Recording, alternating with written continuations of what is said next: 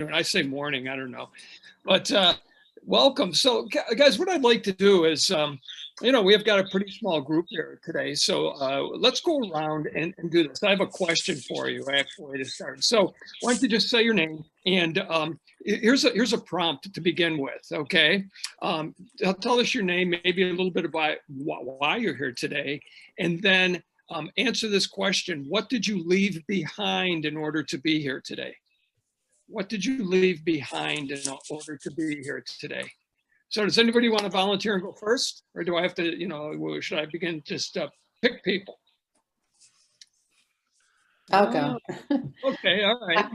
Hi, everyone. I'm Marilyn Ashbaugh. I am currently in southwestern Michigan.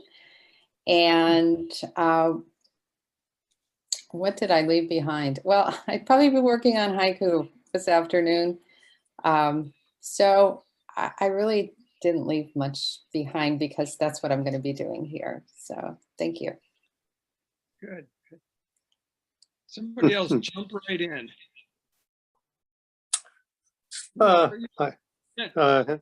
I'm Henry Brand, and I'm from Philadelphia, but right now I'm in Margate, and I temporarily left behind a walk on a beach, but and I'm on the board of the Nick Virgilio Haiku Association, so I'm familiar with your work, and no matter how many times I've been in a workshop with you, I take something new and exciting away. Okay. Henry, you got a pencil handy? A what? You got a pencil or pen handy? I see one in I your do. hand, right? Oh yeah. All right. Yeah. Just write down the two words beach walk, and we'll talk about that later.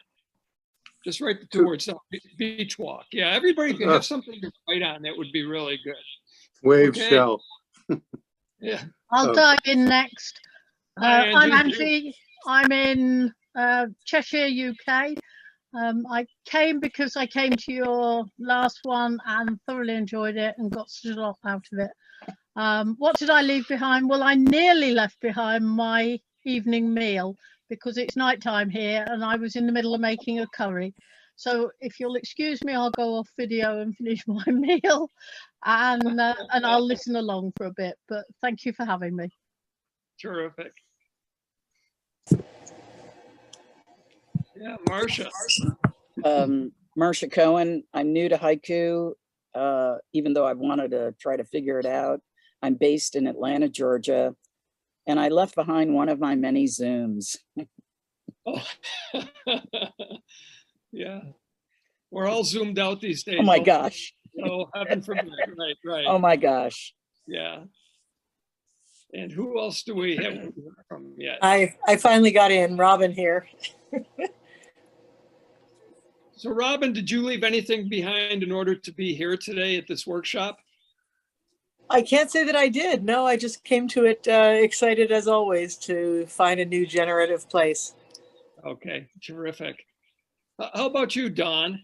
Where are you calling in from, and did you leave anything behind in order to be here today? Hi, well, I'm calling from Chester, Pennsylvania. It's just outside of Philadelphia. Yeah. And I left behind a nap. I was going to take a nap. There you go. Oh boy, there's some sacrifice there. Yeah. People giving up beach walks, giving up a meal, and now a nap. I don't know. This is not sounding too good. All right. Let's see. I'll go next if that's okay. Absolutely. Okay. My name is Tom Barovich. I'm in DeLand, Florida. I'm here because I love haiku and feel I can always learn more, and because I love haiku people. I think haiku friends are the best friends. What I left behind, although it's still right in front of me here, is I'm studying the Celtic ogham staves. I don't know if you can see one, but it's the ancient Celtic alphabet. And each stave is the corresponding wood. For example, this is, let's see, vine, ivy, this is elder. And This is an elder branch. And this one is reed, and it's a reed. And they're used not only for writing, but also for fortune telling. Whoa. Reed, for example, has to do with harmony and creating order out of chaos and having what you think and what you say and what you do be in harmony. What are the sticks called again? They're Ogham, Ogham, Whoa. Ogham I heard of stakes. that. They're beautiful. Really. Yeah, they are. Fantastic. Wow. That's So fantastic. I left behind studying them, but they're all in front of me just so I can play with them. They make a beautiful sound. Well, Thomas, if you were in my 7th grade humanities class, I would say, would you put those away to so you're not distracted? I'm just kidding. No, you feel perfectly fine keeping them up. Yeah, right. Let's see. How about Sean? How about you? Oh, hi. Yeah, I am Sean Lynch. I'm from Philadelphia, South Philly, and I left behind. I was reading a comic book, but I've been ready and waiting and prepared for this moment. I'm very excited about this workshop. So, and I'm the program director for NVHA. If anybody didn't. Maybe graphic novel would be a better description. Yeah. Well, And let's see. We heard from. All right, I think we're. Hey, Dawn is Chester. Oh, Barry. I'm sorry. No problem. Hi, Tom. Hi, everybody. My haiku friends. I'm calling in from Boston. It's a beautiful day up here, but I'd leave anything behind to attend a haiku workshop. So what I specifically left behind is I have a blank note card with a peony on it from a museum gift shop, and I'm trying to write, see how far I've gotten. I'm trying to write a birthday card for my partner whose 70th birthday is tomorrow. So this is important. Very good. Thank you. Fantastic.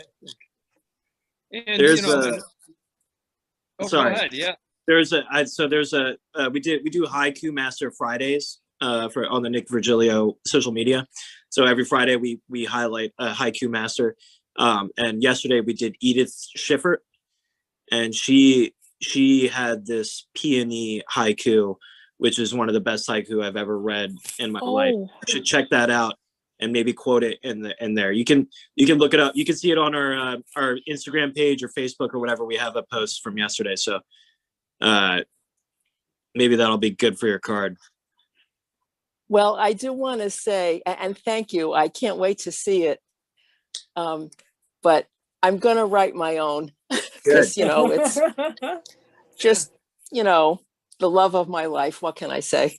Oh. but thank you. I do want to see that one. Thank you. That's terrific. Well, and I'm Tom, and I guess, I'm over at school. I live a couple of miles from here. And I left behind my bird feeders today, and I do this thing through Cornell called Project Feeder Watch. I don't know if any of you do it, but you make observations throughout the winter. And this is down in Atlanta here. It's been what we're calling sort of a finch winter. So purple finches and pine siskins like we've never seen before have been showing up. And so, I take data every weekend and, record it and send it into Cornell. And I've been doing that for a lot of years. So it was a pretty active day at the feeder. So it was hard to tear myself away, but this is just as good. So yeah, that's great. Well, welcome everybody. Let's start. I know a couple of folks are new today, but a good thing for us to do is to kind of go back and just revisit what we talked about during our first meeting. So if you'd be so kind, if you were there, what are some of the things that, kind of still reside in your head? The conversations or a memorable moment, I mean, this isn't a test, but I'd be curious to see what maybe you've taken with you. So would anybody like to jump in and just either share an impression or, yeah, Henry, what did you take away? I'm thinking about this since the last one, and that is to prompt yourself by going through your senses instead of just going in your head and seeing what comes up. Instead, what do I smell? What do I feel? What do I taste? And, etc. And there's always something that comes up when you ask yourself those questions. And it's possible. And when I'm in the workshop, easy to come up with a poem that expresses that, a haiku, if you will. Oh, cool. Yeah, I hear you. Anybody else that was here last time? What, one thing that you either recall, either learning or thinking, or anybody? Tom, let me share this. Yeah. It's more of a feeling rather than a fact. Okay. But you shared these wonderful poems. I don't think there was a poor one in the bunch, by really ancient and modern masters. And the feeling I have is that we have the potential to write a poem that might be as good as those haiku. I'm not going to be able to play center field for the Cubs or first violin, at the Chicago Philharmonic. That's not really in the realm of possibility. And I probably can't write a sonnet as good as a Shakespearean sonnet. In fact, I know I can't. But I can maybe write a haiku that's as good as the ones you read last time, by the nature of the form. I think everyone has the potential to write a really good one. Boy, Thomas, I just got a chill when you said that, because as a classroom teacher, a humanities teacher, I feel compelled to look at different poetic forms. And so actually the kids do write sonnets in my class. We do Shakespearean sonnets. We do all the, sort of the foreign poems. And without a doubt, every year when I ask the kids to kind of comment on that, the different poetic forms, what they like best, they invariably say haiku. And it's not because it's short, but because of just what you said. I think they all come away feeling that they have the potential to write a gem. And in fact, most of them end up doing that very thing. In fact, I'm going to show you some today. And so, to my way of thinking, I have a workshop about haiku being the cornerstone to written literacy, and that's part of the discussion is developing a sense of confidence and that it can be achieved. I think you said that beautifully. Yeah. Thank you, Tom. Yeah, thank you. Anyone else, have a takeaway from last week, something you remember, or, just a moment that kind of, stuck in your memory somewhere? The most important. Oh, sorry, go ahead. I had a funny aha because I've written a lot of haiku and I've thought a lot about brevity, but I'd never actually counted a bunch of syllables in a bunch of haiku I really liked and looked for that average sort of midpoint. And even though I won't think about it per se as a thing to count, it reset my internal expectation a little bit in a nice way.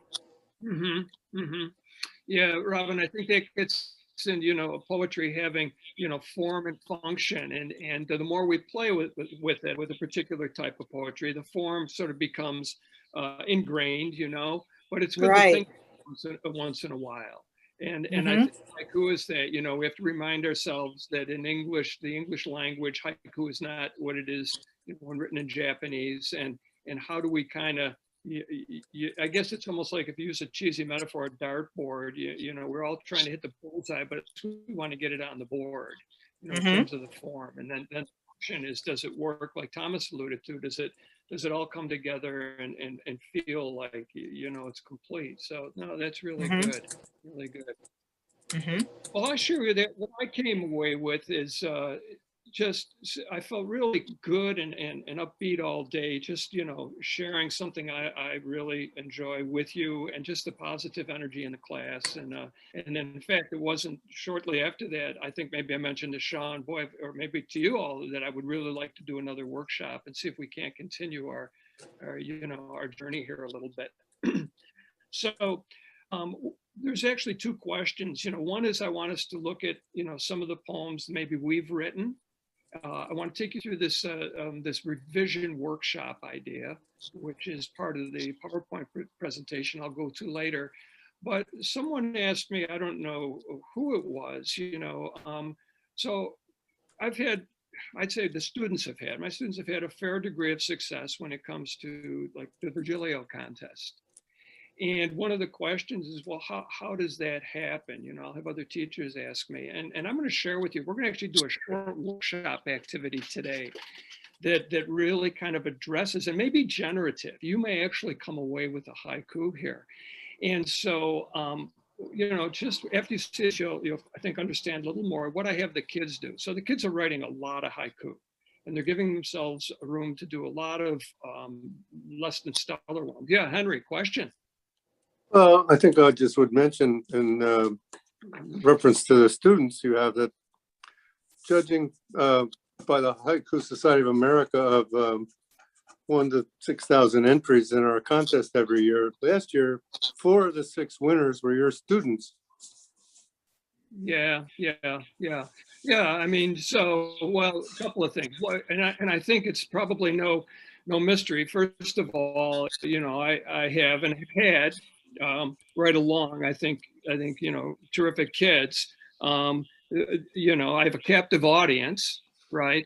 But that doesn't always work. I mean, there's some things that if they don't like it, they're not going to engage in it. But I think haiku is very engaging, as I mentioned earlier.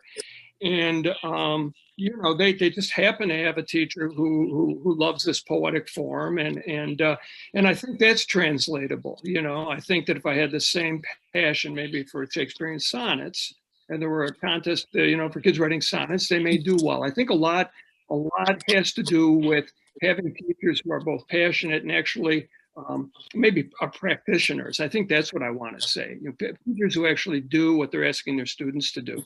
So, I don't claim any special magic. I think that it all comes together. But a lot of what we do is generative in nature, where we actually begin to commit words to the page and use that as fertile ground to generate haiku of our own. So are you up for a short workshop activity before we get into the PowerPoint? Everybody, you want to give it a try? Sure. Okay, so I'm going to demonstrate to you how this unfolds and how this similar idea, you can apply it to any other subject in the world. And this sort of scaffolding will work as a way for you to generate haiku.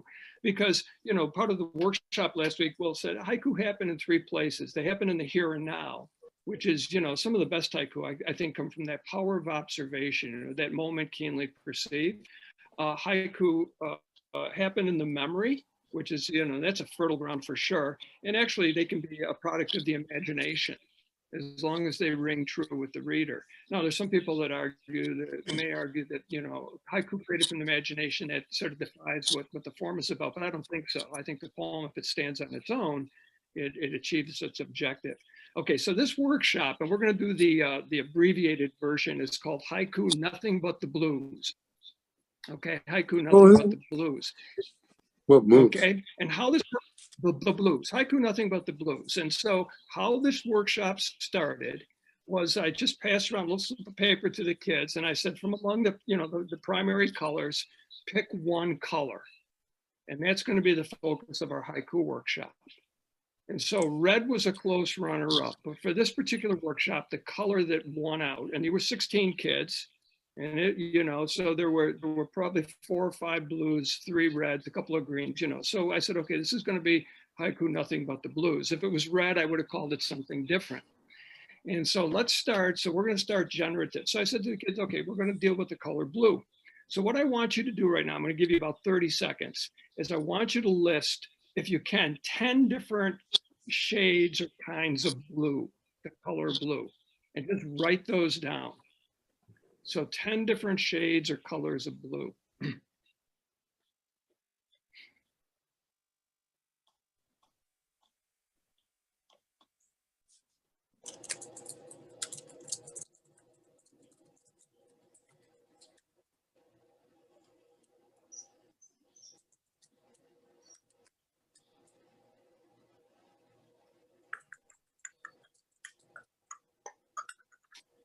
Now, in the interest of time, I'm going to keep this short, but if you want to just at the head of this say colors of blue, you can add to this later.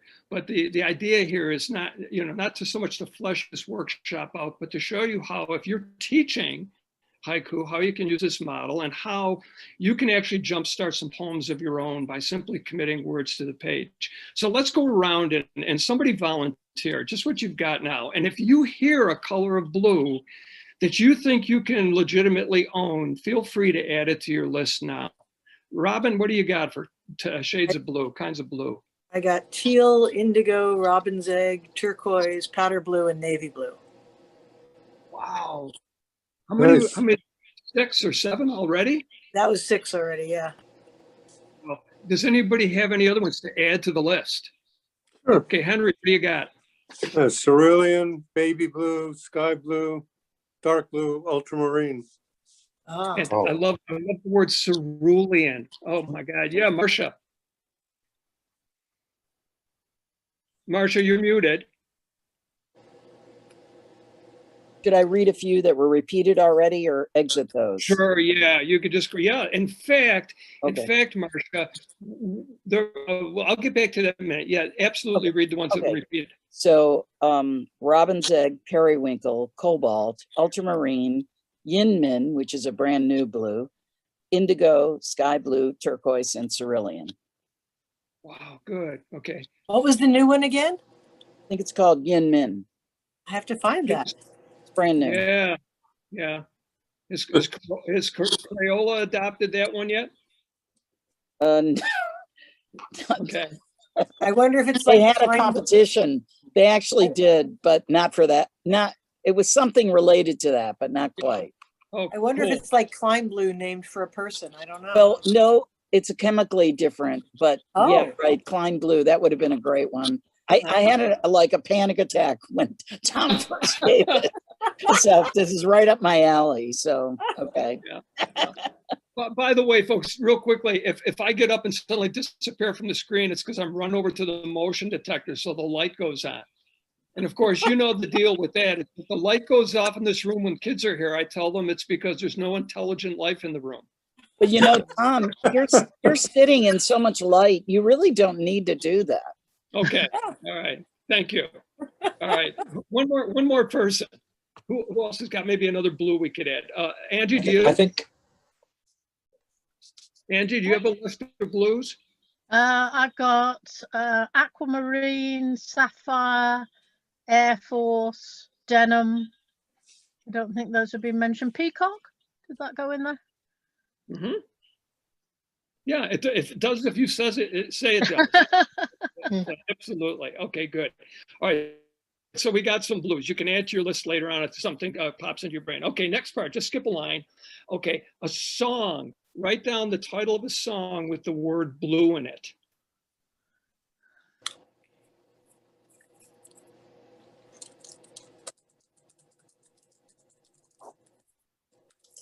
And when you've got one, just jump right in and let's hear what song you've got with the title, with the word blue in it.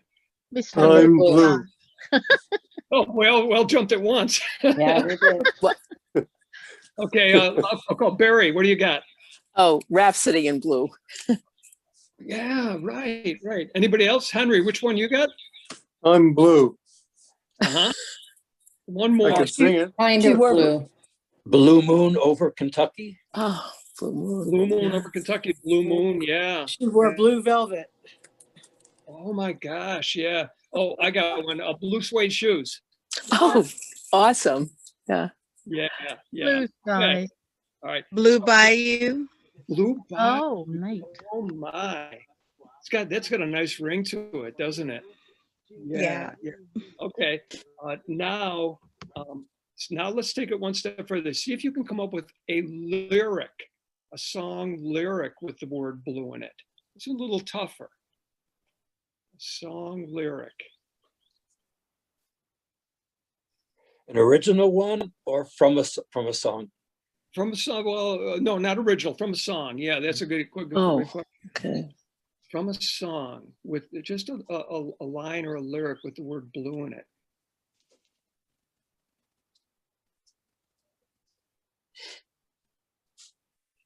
Okay, when you got one, just kind of put your hand up and I'll give you a shout. Okay, Robin. I'd rather be blue thinking of you than be happy with somebody else. Good. I'd rather be blue. Marilyn. In the blue of the night.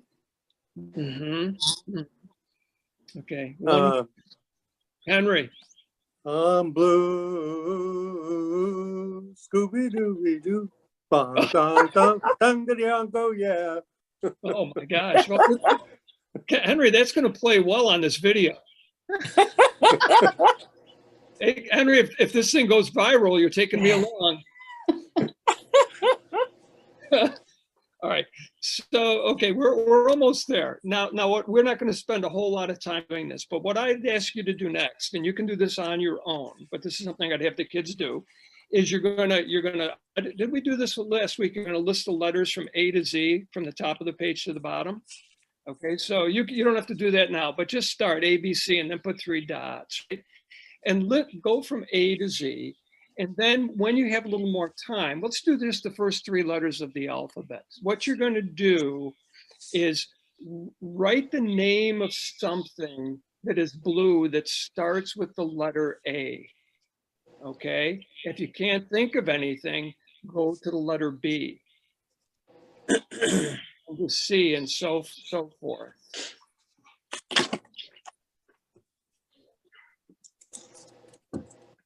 So, and then D and so on and so forth. So see how much of the alphabet you can fill in. So does anybody have anything for A? Something that's blue that starts with the letter A. It's a tough one. How about B? Well, I had azure skies. Okay, terrific. Azure sky is A. Beautiful, nice language. How about B? B. Anybody? It's a little naughty. Blueberry. Oh, good. How about bruise? A bruise. Like, a bruise. Wow. Yeah. Bruise was blue. Anything else B? Blue balls. What's that? I said it was naughty. Blue bonnet. Blue bonnet. Okay. Anybody have a C? This is cheating, but crayon. Blue crayon. Absolutely. There is a poem I'm going to show you later, Barry, that it mentions a blue crayon. Wait till you see that, and you are going to put 2 and 2 together here, because that's exactly right. Let's do one more. Anything with D that's blue. Denim dungarees. Yeah, denim dungarees. Delphinium. I think delphiniums are blue. Okay. So in your spare time, go through the alphabet. See if you can just start creating a word bank with the letters of the alphabet of things that are blue. Okay. All right. So we're almost there.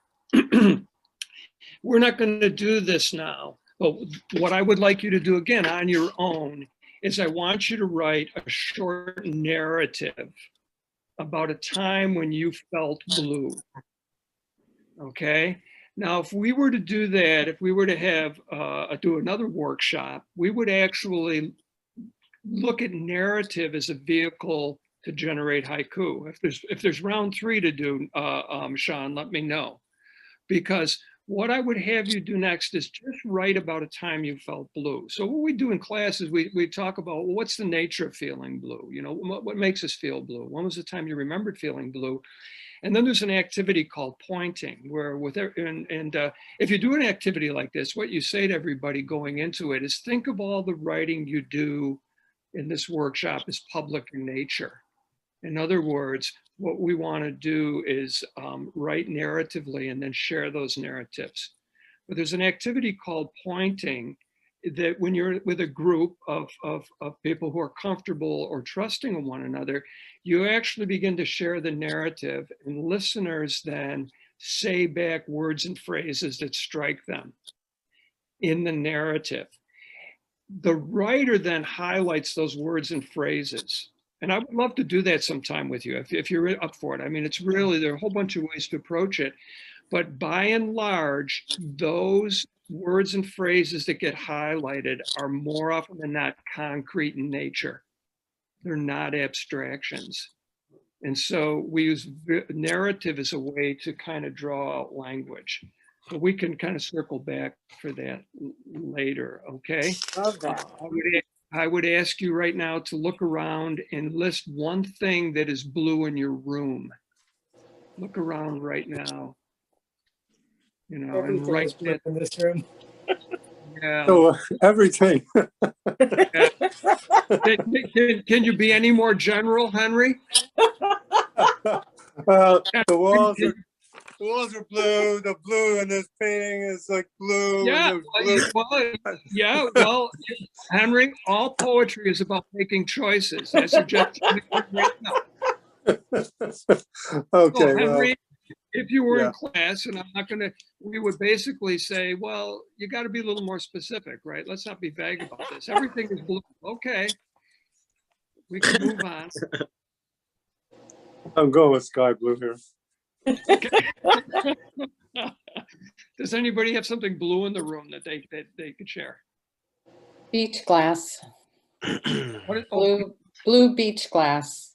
wow. Hmm. Oh, there's the B for your alphabet too, isn't it? Blue beach glass. Fantastic. This is beach glass here. That's beautiful. Did you make that? No, I didn't. I wish, but it's beach glass. Blue beach glass. Anybody else have something blue in the room? Other than everything? Oh, what is that, Angie? Blue polka dot notepad. Oh, nice. Is it Yeah. like a tin? Oh, pretty. I've got camel blues here. Oh, cigarettes? Oh, I thought they were cigarettes, Sean. They are. They used to be called camel lights. Now they call them blues. You're not allowed to call cigarettes lights anymore, so they call them blues. Are you a smoker? I unfortunately am still a smoker. I keep trying to quit, but yeah. Well, you know, talk Camels, because my dad smoked 2 packs of unfiltered Camels a day. My grandfather, who fought in World War II, smoked 2 packs of unfiltered Camels every day. Yeah, yeah. Yeah. Well, yeah. We don't want to get me started on that, right? I'm not trying to promote, cigarette smoking right here, but I have Camel blues. That is Turkish blue that they outline those cigarettes with. Yeah. I thought, Turkish blue. Yeah, Sean, I thought everybody's going to think we're doing a little product placement here with this video. I forgot that. Okay. One more thing. Okay, something you own that is blue. Something that you own that is blue. Now I'm gonna go to screen share in a minute while you're doing that. And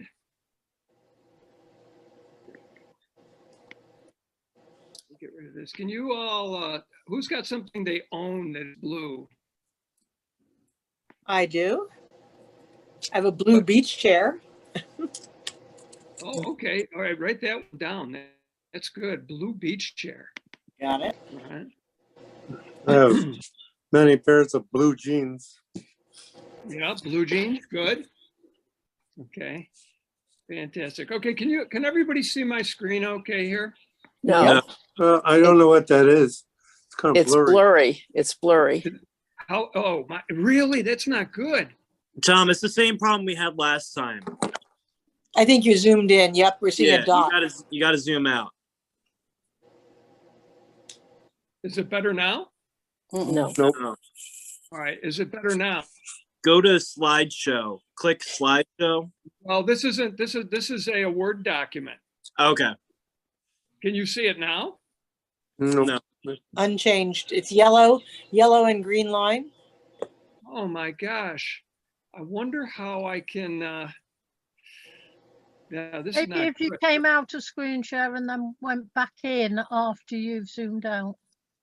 Good idea. All right, let me try this. Yeah. So you want me to, all right. All right, let me do this. Stop share. All right, this would be a real bummer. All right, let's try screen share now. Any better? There it is. Hey, Oh, thank God. Oh my gosh. I would have been yelling for the seventh graders to bail me out right now. So when we, in sort of the workshop mode, generating haiku comes from a lot of different things. So what you've already got is a bunch of language, words and phrases, and maybe some of the stuff you've written actually jogs your memory. But you can go back and capture haiku simply from some of that language.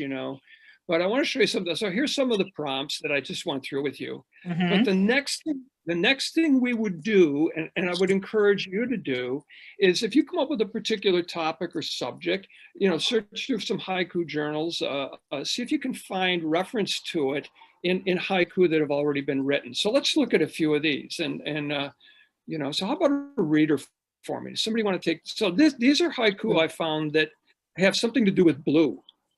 So I'll just call on you and we'll go through and read these. Thomas, would you do the first one? Sure. Blueberries. We show each other our tongues. Okay, Gary, pretty nice, right? How about Barry? Bluebeard's Beach, a ghost crab digs deeper.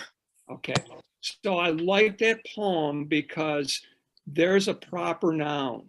And we'll look later at the haiku workshop. Place names appear quite often in haiku. All right. So if there's a particular place, I think we looked at a poem last week by Jim Casey in Old Faithful. The crowd arrives right on time. Yes. Yeah, Old Faithful, the crowd arrives right on time. So if you have a place name, a particular place that you want to use, you can do it. How about, I'll read this one. This is mine. Midday blues, a row of icicles taking shape. Midday blues, a row of icicles taking shape. How about Dawn? Would you do this one? Raindrops in the raindrops in the orchard's throat, a deeper blue. Okay.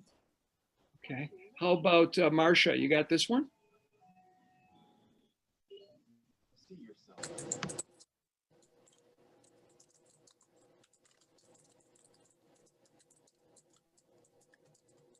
We'll let Marcia. Oh, here she maybe. Do you mean Marilyn? No, let's see. How about Sean? How about you take? I didn't know which one. Marcia, would you do Winter Dusk? Winter Dusk, in the blue of my mind, the skylark's song. Wow. So a time you felt blue. This poem really kind of points to that emotional state, doesn't it? Feeling blue. Sean, how about this one? Country fair swelter, the blue ribbon pumpkin lies on its side. Nick, great, a great image. Let's see. Angie, could you do this one for me? hot sun, a bluegill swirl. Bluegill is bluegill or blue gill? It's bluegill. Oh yeah, that's right. It's a small, like a panfish, freshwater fish.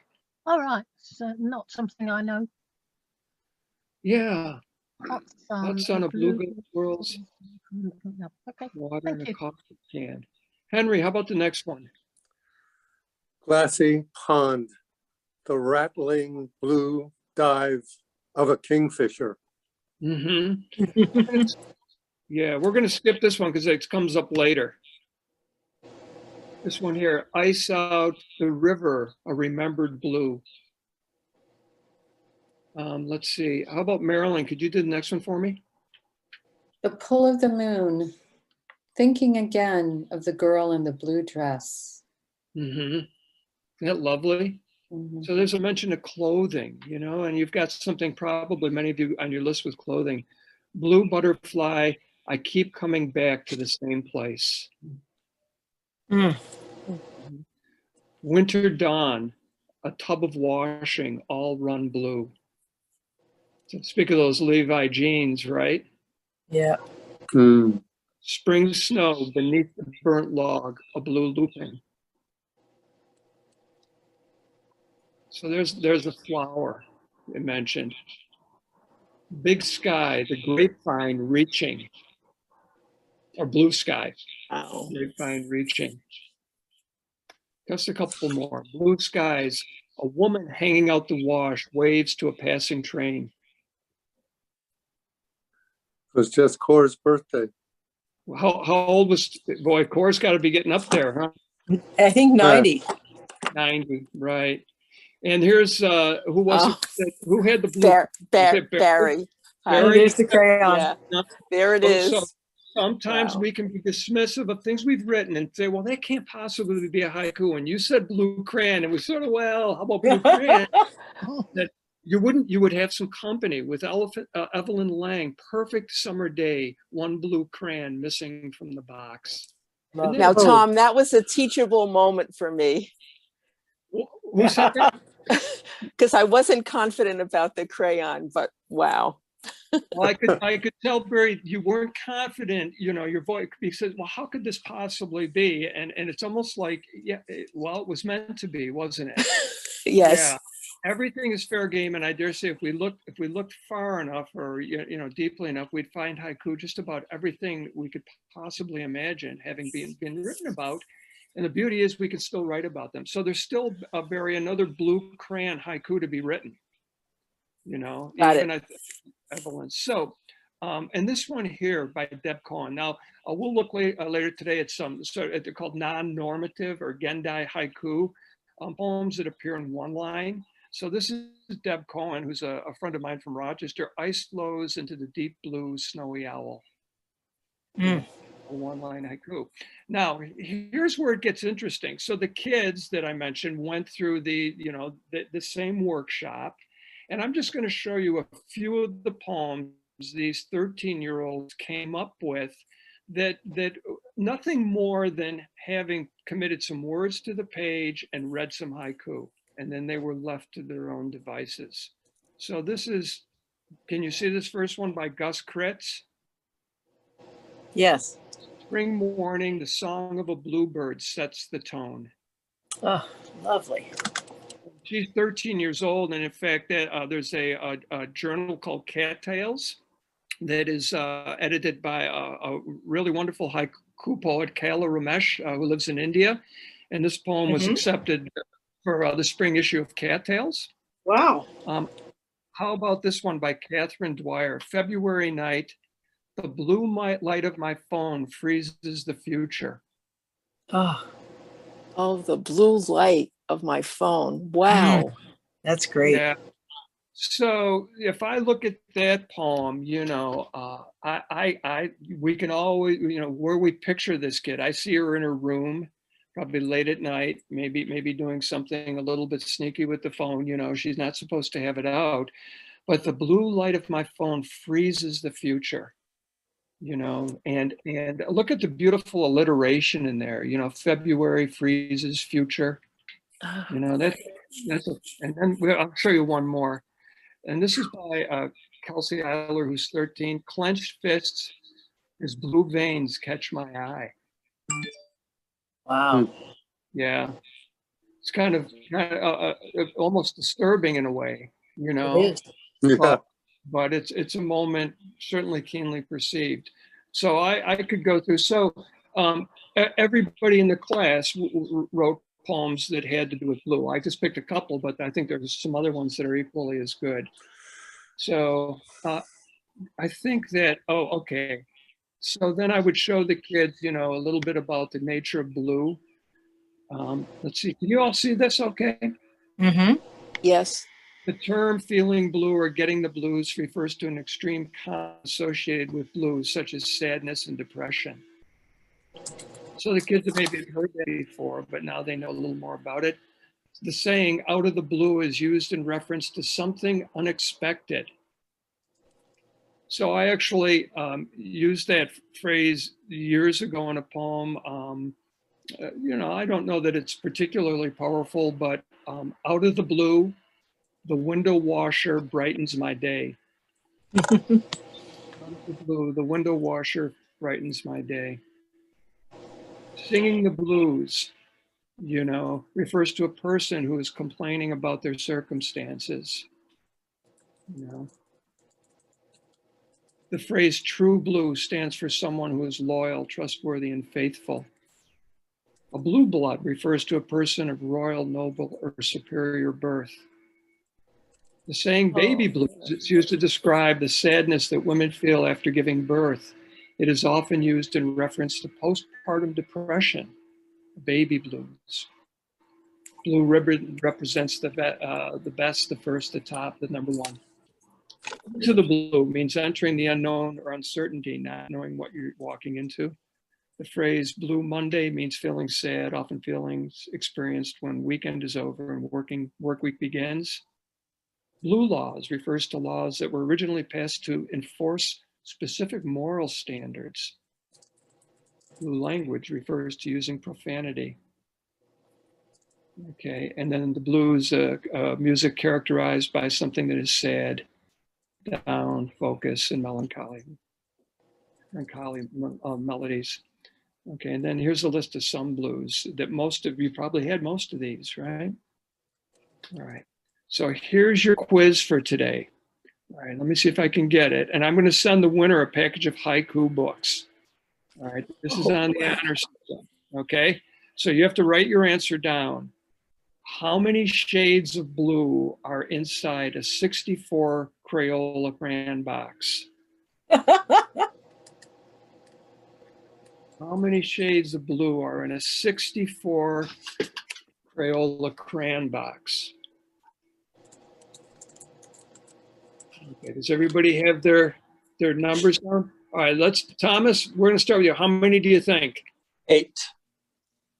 8, all right. How about you, Barry? 12. Dawn? 10. Marcia? I thought about 12 also. Okay, we could have ties here. Angie? 13. 13. How about Robin? 9. Henry? 8. Marilyn? 15. 15. Sean, you want to take a guess? 11. 11. Here we go. Now, let me see if I can make this work. All right, here we go. Who said 15? Whoa. I did. Yeah. Angie, did you? Oh my God, Angie. Really? No, not me. No, I No, said it's me, 13. Marilyn. Marilyn, you said 15? I did. I love blue, so I guess. Wow. But Oh, yeah, lucky guess. So Marilyn, when I'm going to give you my email address, so just email your postage. You're going to get a box of haiku books, okay? Yes. That's so nice. Thank you so much. Well, And thank you for the other ones you sent also. Sure, yeah. Amazing. Thank you. Fantastic. Okay, 15, isn't that something? So the correct answer, right? 11 shades of blue, let's see. Actually, the answer is 15, not 11. Okay, blue. Oh, in 120 box of Crayola, there are 19. Yeah. Right. The correct answer is 15. All right. Wow. Says 11 there, no? Yeah, I got to check. That's a mistake. The answer is 15. Oh, right. okay. Yeah. That's amazing. Disproportionate.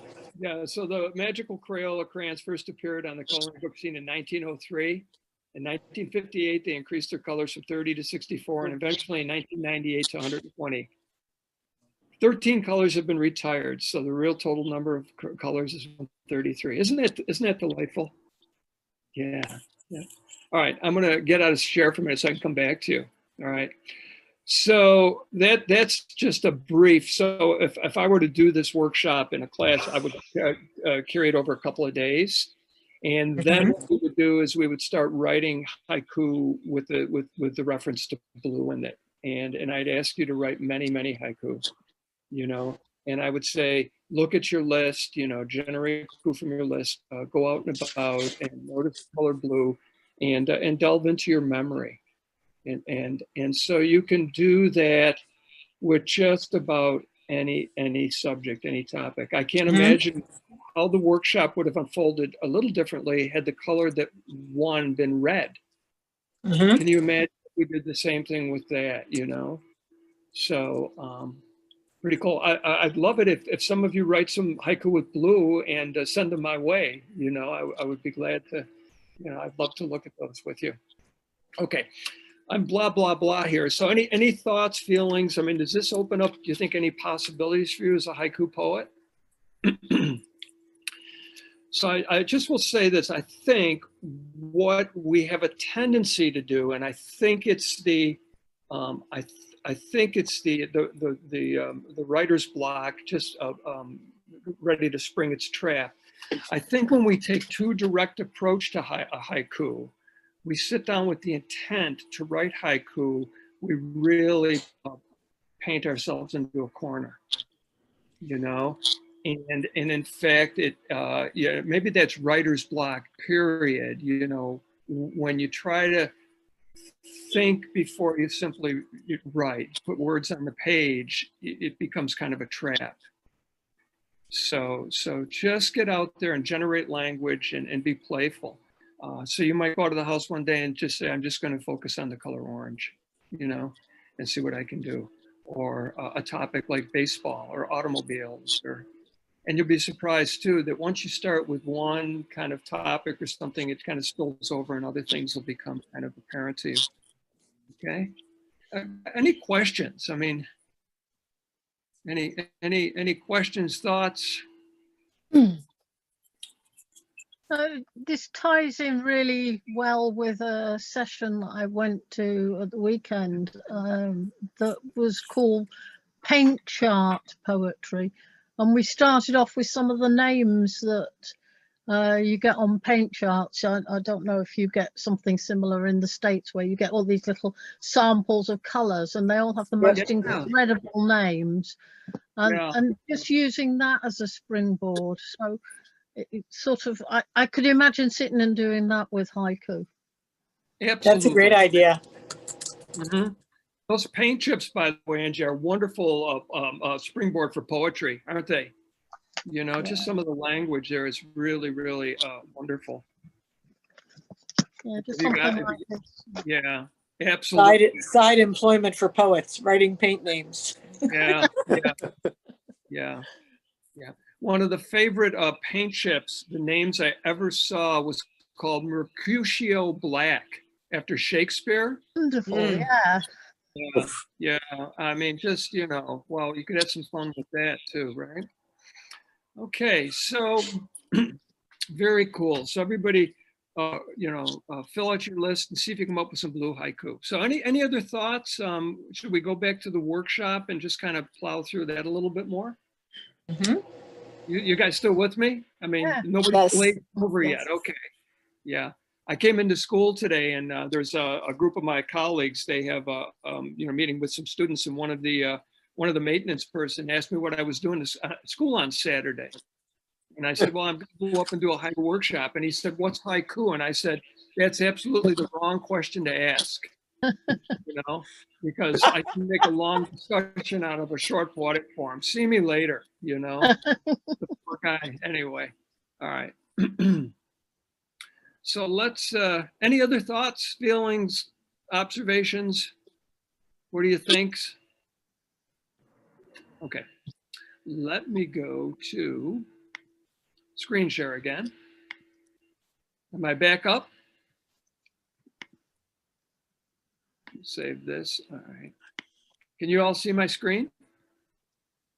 No. A minute ago. Yeah, but you know, it's doing something wonky here. Okay, how about now? Oh no, there's the bad one again. Okay, so I'm going to do what you guys suggested earlier. I'm going to bring this up, stop share. All right, now let's try it again. I wonder why it does that. That's really odd. How about now? Right. Yes, good. Okay, cool. All right. Now let me just move this down and go to slideshow.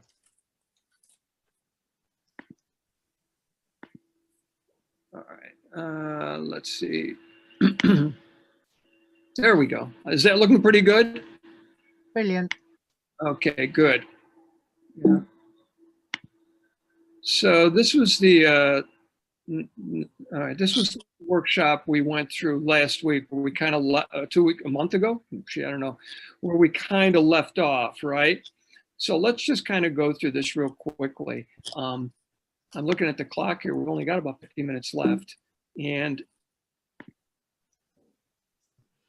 right now, okay, so here we are. Haiku, memory, imagination, here and now. Do you remember this? The little bird hopping across the parking lot, the juxtaposed images? Mm. We did that. How about this, right? Do you remember this slide? You know, the hotel rule, and then Michael McClintock's poem about the cat. Yes. Oh, yeah. Oh, Yeah, powerful. And then we just kind of did a basic overview of the rules in English. Now, when I say rules, you know, you can define it however you like, but you know, what I found in that, you know, especially during the sabbatical year I had to study haiku, was there are some things that seem to hold true about English language haiku, you know, and most, if you look at many thousands of haiku like I have, you're going to see that generally haiku written in English have 10 or fewer words. You know, occasionally they'll spill over. So I would say to you, practice that economy of words, you know, and you'll be in the right sort of intervals or hit the target. No rhyme, although very occasionally you'll find a little bit of rhyme, but generally not. 11 to 13 syllables seems to be sort of the ideal number for haiku written in English. Most often in 3 lines. Avoid simile and direct metaphor, and a little alliteration is lovely. Okay, so we look, those are sort of the 4. Okay, we did all of these. So there was a whole bunch of poems in here. There's a drawing by one of the 7th graders. Haiku walks. And then did we do this one, haiku traditionally? So we made a distinction between what's called haiku and senru. Did we do that? Yeah. So in you know, sort of today's world, very few people make a big argument about it. You know, when I first started studying haiku back in the early 90s, people were more adamant about making the distinction that haiku had a nature image, a kigo or season word, and senru was devoid of that. That doesn't become an argument too much anymore. The 4 seasons in haiku, but there's a 5th season, and traditionally it is the new year, or you know, days either side of the new year. And then we looked at some poems that were kind of seasonal, and I'm going to plow through these real quickly. I'll just pause for a minute so you can see them. So isn't this one interesting? Wasn't there one in the workshop about purple? It was eating purple what, blueberries? Mm-hmm. Yeah, and I just noticed that. Yeah, so we have purple tongues, which is probably popsicles, and somebody else was getting a purple tongue with blueberries. One of my favorite New Year haiku, which to me is certainly an observation, keenly perceived, but it's sort of an extended metaphor, I think. The sense of smell is one that's often overlooked in our haiku. And then senru, which is technically a haiku-like poem, but not dependent on a seasonal reference or kigo. I really like this poem. I think it Silhouettes on the Shade. Mm-hmm. What's that, Henry? That poem you just told me about, you liked about the bike in the yard, and my friend's bike in her yard. Silhouettes on the Shade is the same theme. Mm-hmm. Silhouettes on the Shade, sure. Yeah. So give me just a word or a phrase for the theme. What do you think the theme is? Because that brings up an interesting discussion in my mind. Betrayal. Okay. So yeah. So you could start with something as abstract as betrayal. Start with a theme. You know, so one of the things we do with the kids is we look at some of the themes in literature, coming of age, loss of innocence. You could say betrayal, and write a poem to a theme. But then once you start with the abstraction, like betrayal or loss of innocence or coming of age, show that a very concrete way, you know, and yeah. I just talked to Stanford Forestry last week about those submarines they used to put in the bottom of the cereal box. They're That's great. little gray jobbers, and you put baking soda in them, and you could float them in the bathtub, and eventually they would surface and then go back down. They're worth a fortune now. Try to buy one on eBay. You pay a pretty price, you know. I think they decided that they were too much of a choking hazard and stopped doing it. This poem always disarmed me. Right. Yeah, yeah. Oh, there it is again. There it is The again. crayon. Yeah, the blue crayon, right? This one, I always get a chuckle out of this one. Yeah. Okay. So we talked about, I won't get into this. This is another whole workshop, you know, when we look at work and translation. But I think, did I explain just sort of very briefly in our first workshop, why not 17 in English? You know, the whole idea of brevity and one breathness and all of that. Yeah. So, you know, got tons of stuff. This, Henry, you're actually on here. You've got a translation there. That's one of yours. Really? And let's see, a wonderful little book you can get is The Narrow Road to the Deep North, Basho's travel journal. Oh, Yeah. So yeah, if you're interested, there's several translations. This is worth reading because I think really the Narrow Road to the Deep North. That's when Basho left Edo or Tokyo, and he went on his sort of sojourn into the mountainous region in Japan. Well, it's all mountainous, and he was journaling. But that's where I think, you know, we can kind of trace maybe the genesis of haiku back to some of his journaling and observations. The best translation of this little book, and it's really beautifully written, is by a guy named Sam Hamill. Hammel, I think is how you spell his name. I had the book here last week and I took it home, but it's worth reading. You know, it's okay. See if I can get this to work again. Okay. This is very important for your poem. So even though we want to be mindful, you know, syllables and cut, you know, extra language whenever we can, or syllables when we can, don't skip articles in your poems, because the haiku is supposed to feel conversational, you know, conversational, and so without our articles in our speech, it sounds stilted or choppy or incomplete. And you'd be surprised. One of the revision exercises that I would do, or with my own, or I have the kids do, is play around with definite and indefinite articles in different combinations, because the poem does change, you know, depending on you know, and often in English language haiku, you'll find poems with a couple of articles, oftentimes, and it's nice to see, you know, what the different combinations can be. Okay, did we do this one? Yeah, we did. Frozen Windblown Prairie. Did we do this? Yep. Yeah. Okay. Yes. Yes. So what this exercise was simply, when you go out and about, especially if you're on a haiku walk, you don't have to try to write the haiku right then and there, but just get down as much of the, you know, what's going on around you, much of the information as you can by way of observation, and get it all down on the page, and then sort of go back and sculpt it. Or, you know, I like to think of it as like topiary, right? You got an overgrown shrub, and you go back and you just kind of, you know, snip and shape it as you please. Okay. Oh, I'm going the wrong way. Okay, well, I'm going to plow ahead here because, all right, here we go. I don't know if we got this far last time. In so short a form as haiku, you must get right to the point and show the particular thing that captured your attention. Okay, the one among the many, the close-up, the general scene, the last, the first, the opposite. So let's take a look at just a few poems here that I think are pretty good. And feel free to jump in. I mean, I'm going to just go through these quickly because I want to get to this revision phase today. And if you want to say something about these poems, please do.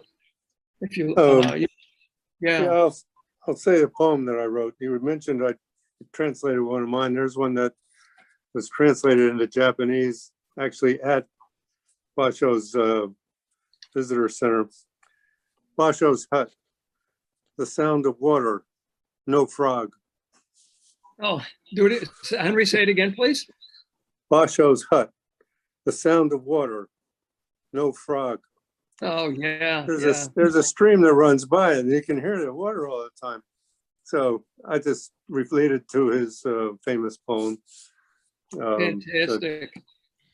The ancient pond, frog jumps in, sound of water. Sound of water, sure. One of 100 possible interpretations. Yeah. I think maybe we'll have everybody should write one of those.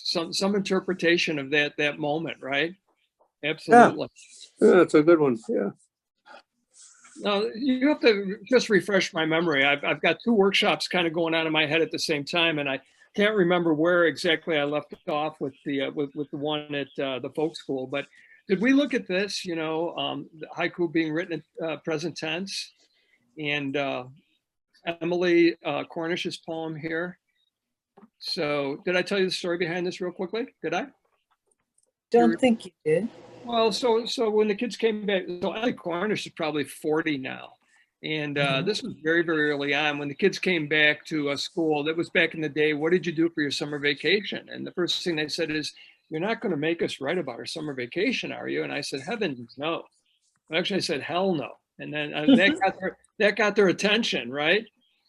I said, but I do want you, now they had a little bit of haiku, the previous year. And I said, but I do want you to write a haiku to let me know, let us know how you know summer is over.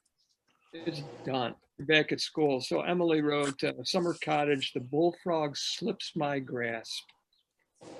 And what she said about it was, well, that's her way of showing that it's gone, She explained, out catching frogs off the dock. And I love the tactile nature of that, the slipperiness of the frog, something you desperately want to hold on to.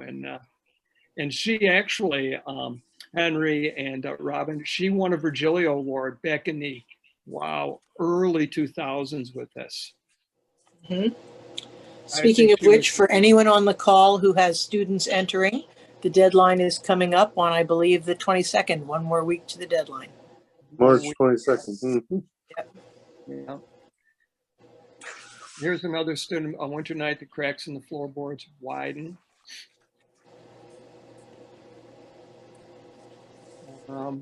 You ask kids, many of us like to write kind of abstractly. And I think, of course, haiku is begging us to do just the opposite. So Cindy she had immigrated here. Actually, she was a refugee from Southeast Asia and didn't know English when she came. She was a 9th grader and she learned it in short order. And she wrote about leaving Southeast Asia, leaving Vietnam. And her poem, Saying Goodbye, the River Flowing One Way. And to hear her explain that, she just said, well, is it a metaphor? And I said, people might interpret it as such, but you can see that, right? Isn't that a beautiful poem by a 9th grade kid who wondered if she'd ever see her homeland again? Mm. Hannah was also a refugee from Palestine. And there's a chilling, no pun intended, story behind this one too. But I asked the kids, how could you show, kind of capture your life experience in haiku, but be very concrete about it. And this, I won't tell you the whole story here, but this story had to do with one of her 3 sisters being put out of the house because she dated an American boy. And the family was very, very strict and very clear with the girls, with the daughters, that that's one thing they weren't to do. I probably mentioned it to you, if you get to Rochester, New York, there are one place you need to visit. I'll take the George Eastman House out of it, although that's a wonderful place if you like photography and so on. and the whole history of Eastman Kodak. But in Rochester, New York, there's a wonderful cemetery called Mount Hope Cemetery, and it's a bunch of glacial moraine, eskers, and so on. And at Mount Hope Cemetery, within a stone's throw, Frederick Douglass and Susan B. Anthony are buried. And I mean, literally within a stone's throw. You have two of these most important people in our history. And it was close to the school at which I worked, and we would go over.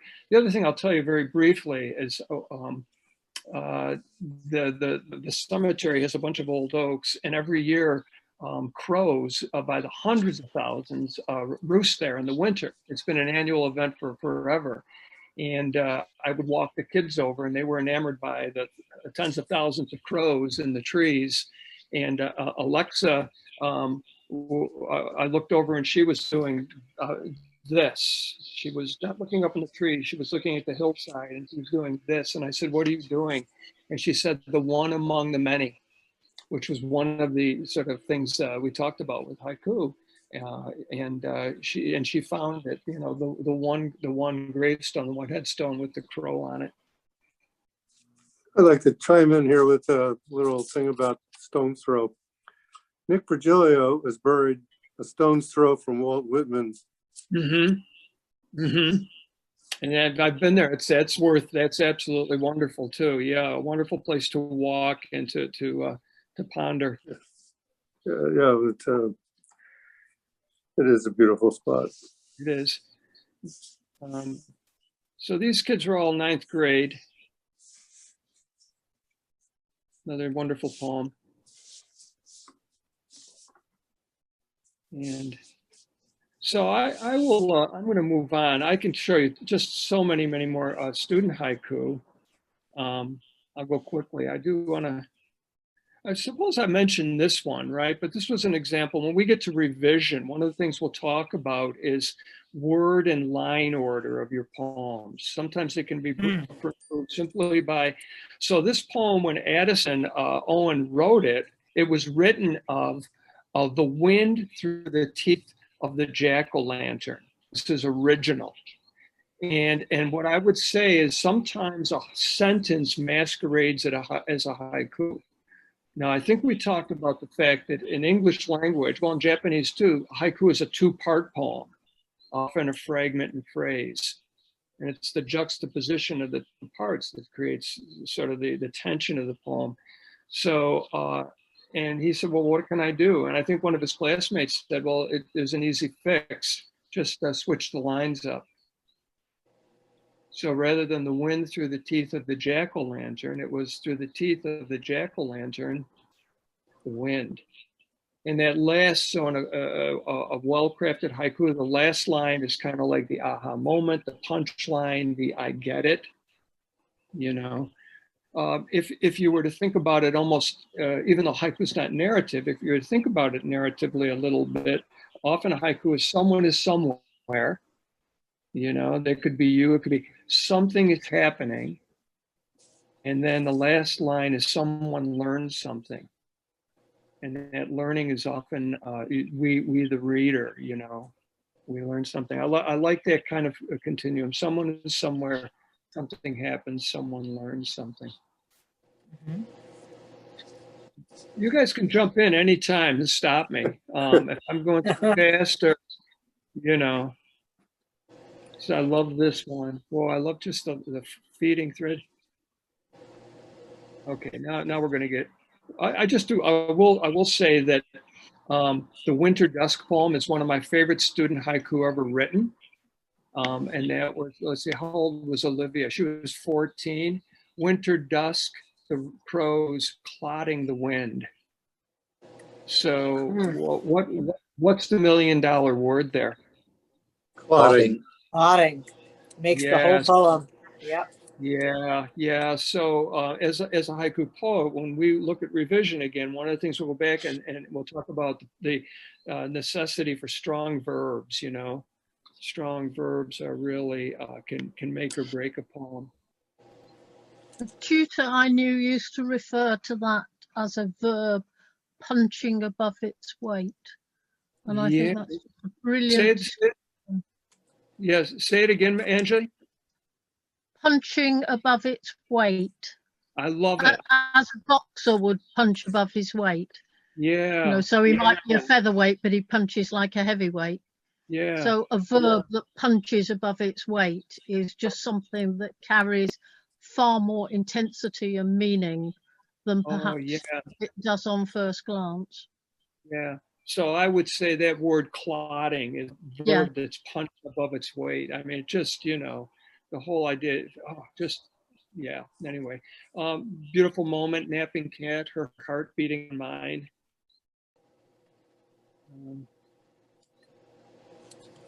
And there we go. All right. So these are some other ones.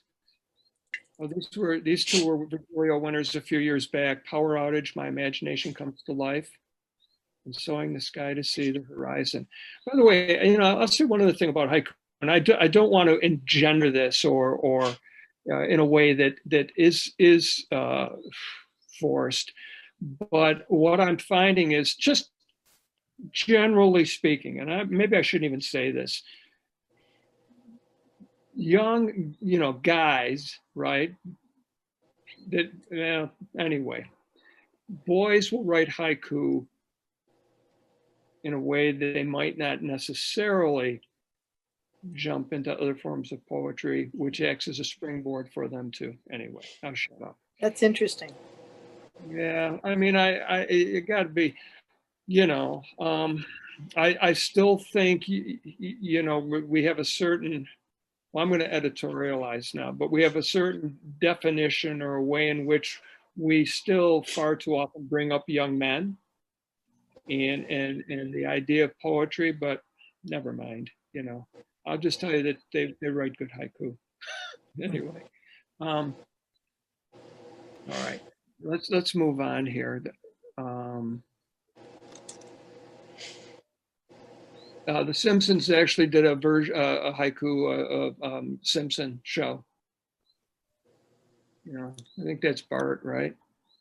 One of the two most important elements in haiku literature, important images, is the moon. So I would encourage you all to write a haiku about the moon. Although millions have been written, you can probably still write a new one. So haiku, moon, I think, is the second most written about topic in Japanese haiku. The second, anybody know what the first one is? Cherry blossoms. Yeah, you got it. That's good. That's 3.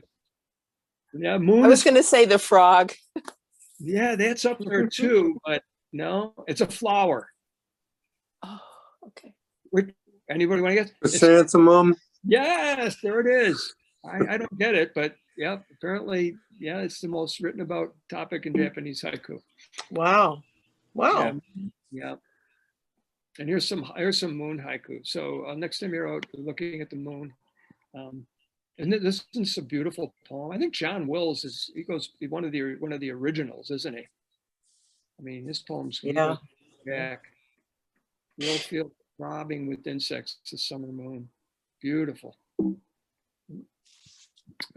Let's see here. So if you write a moon haiku, if you just use the word moon in and of itself, it's assumed to be the harvest moon, the first full moon after the first killing frost. So you might want to use a modifier for your moon haiku. And there's all sorts of them. By the way, I don't have that in this workshop, but there are a whole bunch of different words that Native Americans use to describe the full moon of each month.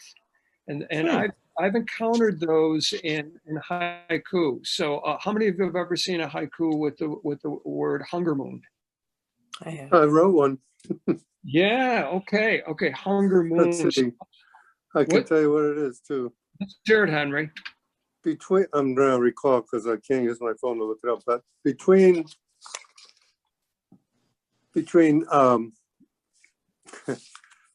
saying goodbye to fat, and that's not how it went, but anyway, hunger moon falls between Fat Tuesday and the first greens. So I should look it up. I will. Yeah. Well, so my understanding of hunger moon in most Native American stories is the full moon of February, of the month of February. And of course it would make sense, you know, the things, the stores, the things they put away for the winter are, you know, depleted. You know, the landscape is sort of barren, especially if you're living up north. You know, for example, the full moon, I think for March is Sap moon, you know, so there's a I moon. found it. I'm sorry. Yeah, but could you read it for me? Okay. Between chewing fat and finding eggs, hunger moon. Oh, it's good. Yeah. References to, right, the whole Lenten season and Mhm. Easter. Excellent. I think there's a name for every moon through the year. So January is a wolf moon and February is a snow moon and so on. Yeah. It changes from tribe to tribe, but there are some consistencies across the board. So if you want to write about a moon, you know, wolf moon is a wonderful, you know, if you January sort of Kigo, wolf moon, and you can use those words and phrases in your haiku. Don't, you know, certainly in your haiku, you can write about holidays. I really like this one. A Valentine's card from an old lover. Icicles drip from the eaves. Oh, Oh, I missed that one. that's really deadly. That's so good. yeah. When I show that one to the kids, they just say, "Why?" You know, what I do, I get into a little science lesson about, you know, how heat rises, and we leave it at that. You know, and you know how the transfer of heat, and anyway. Oh God. Yes. Yeah, but I love it, so I'm not making it go away. Here's another Valentine's one. Isn't that nice? Yeah. It's sweet. Yes, it is. Holidays. Yeah, more holidays. Halloween party. After a few drinks, the masks come off. Too bad. That's what happens. Yeah. A dry leaf. That's my scratches along the sidewalk. All Souls Day. So you can use holidays. Let me just see another one. Oh, here's some Veterans Day. A few red leaves linger in the trees. Mm. New Year's morning, starting the fire with last night's coals. Isn't that nice? Yeah. That's great. Yeah. So we talked early on about look for images either comparative or contrasting. So here's some comparative quality haiku. Storm clouds, water darkens around the tea bag. And some dimes among the pennies, speckled carp, which I think is wonderful. So I really like the first one. It's sort of it's probably something I'd experienced, and you just didn't have the wherewithal to write it. You know, chilly night, warmth from the takeout bag. Every once in a while, there's something that I experience that I know has a haiku in it, and I just can't get it. Like right now, I've been eating my way through a box of particularly tart kumquats, and I keep eating them because they're so sweet when you get a sweet one, and there's such a burst of bitter and sweet at the same time when you don't. And there are people like that. And I know there's a haiku in there somewhere, but I haven't got it yet. It just keeps circling me. Yeah. So right away, I'm listening. To my ear, that line you just said, the burst of bitter and sweet, is probably a part of that poem. It's true. It probably is. Yeah. Yeah. It's implicit, but it's also part of it. Yeah. Well, that's so sensory. I can almost taste that. You know, I can almost, my mouth tingled. You know, something. You know, something.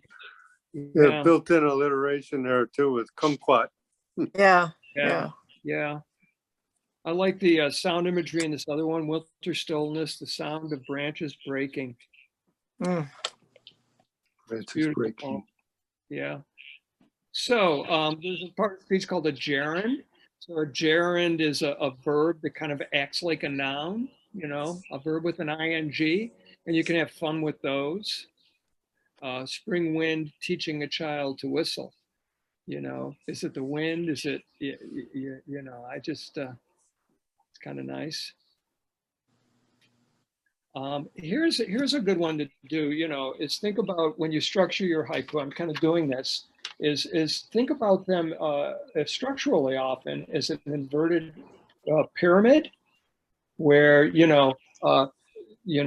set the scene, someone is somewhere, and then the action in the middle, something happens, and then narrow it down to the learning something. So the whole sky in a wide field of flowers. So I go sky, field of flowers, one tulip. So it's a perfect example of structurally how that poem kind of narrows, right, to a particular focus. But I've also seen some haiku that go the other way. They start with a particular and then open up the scene. So you can be funny or humorous. This first one, it always disarms me. Headstone, a dash between the ears. Yeah. So for it to work as a haiku, it has to be literal. It has to be concrete. So what's the dash? The lifetime.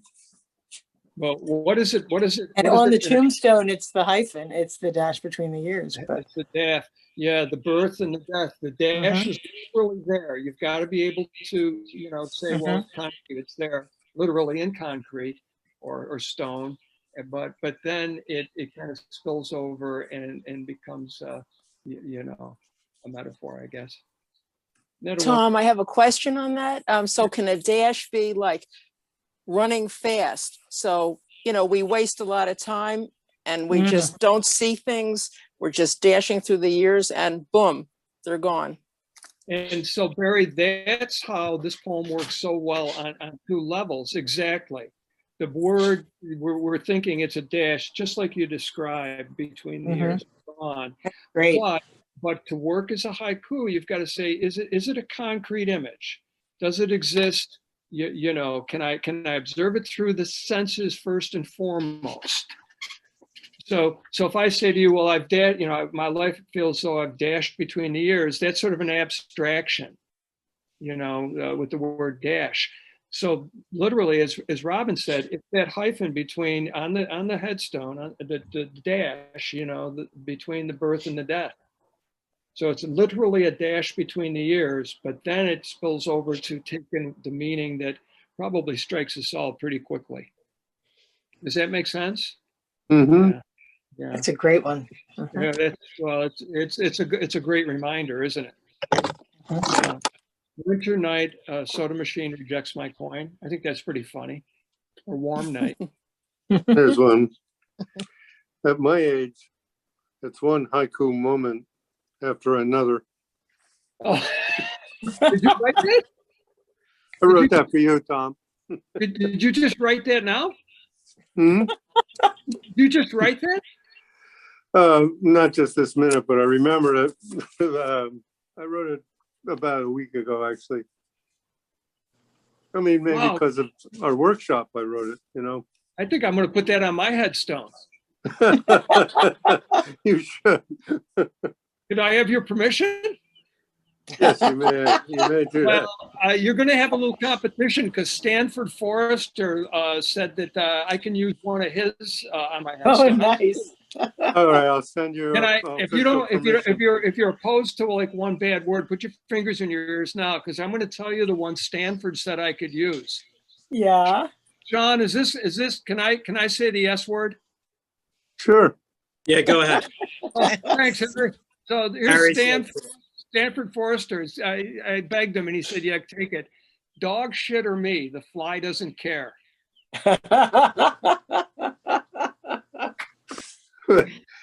Yeah, and then what's yours, Henry? My age, it's one haiku moment after another. I love it. At my age, one haiku moment after another. That is great. Oh my, I'm writing that one down. Yeah, so John Stevenson, who's, in my estimation, one of the most accomplished poets writing in English language, has a whole bunch of haiku that end in question marks, which is you can do that. Fireflies, could I still catch one? I like that. Yeah. Structurally, they work. There's two parts to these poems. They fit all the other parameters. A hard rain. What cloud could have held it? You know? You can play around with question marks. You mentioned earlier proper nouns, place names. Yeah, you know, so if you've got a favorite place, you know, Old Faithful, the crowd arrives right on time. Isn't that wonderful? You know, so Bar Harbor, Mirror Lake. You know, see if you can take a place that's significant to you and may resonate with others. There are three sort of directions to go with haiku, especially Japanese haiku poets do this, Sabi, Wabi, and Yugen. Loneliness, austere beauty, and I can't read it because you guys are in front of it. Let's see, and mystery. And I think all of these kind of capture those qualities. Alone on my brother's property, autumn wind. A bare ball burning in the barn, winter fields. And a lone boxcar stands on a prairie siding, autumn evening. Boy, that one just feels pretty lonely and mysterious to me. All right. There was another prompt that was the basis for this haiku workshop with Michael Dillon Welsh recently. It was song names from Fleetwood Mac. Did you happen to run across that? I haven't, but I'd love to see it. Yeah, I like Fleetwood Mac a lot. So here's one I wrote that I gotta tell you.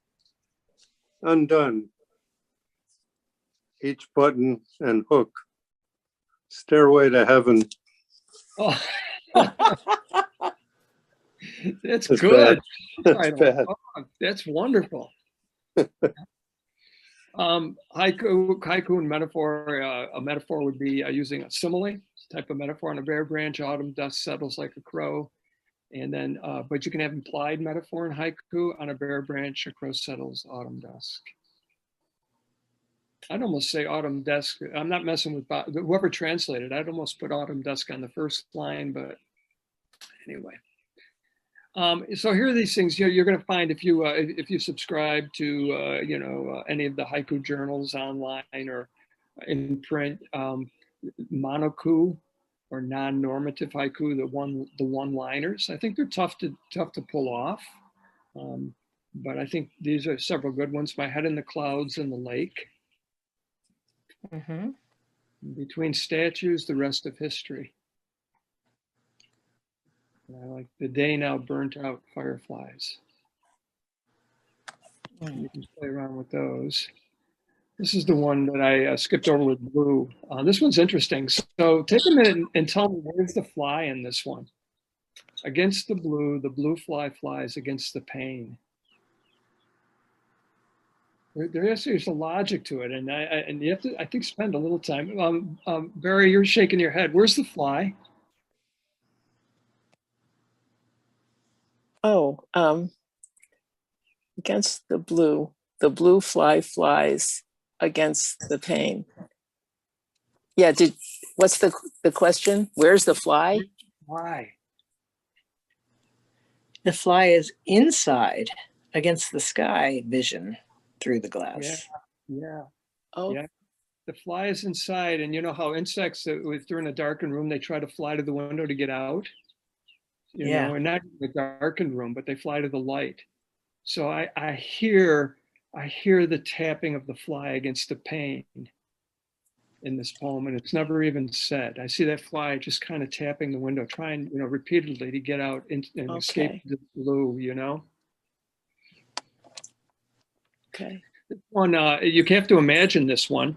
Cor van den Heuvel, who Henry mentioned, there are people who argue about this, actually fight about it. I've seen people argue and get like really mean to each other, about it's not a haiku, and someone else would say, well, sure it is.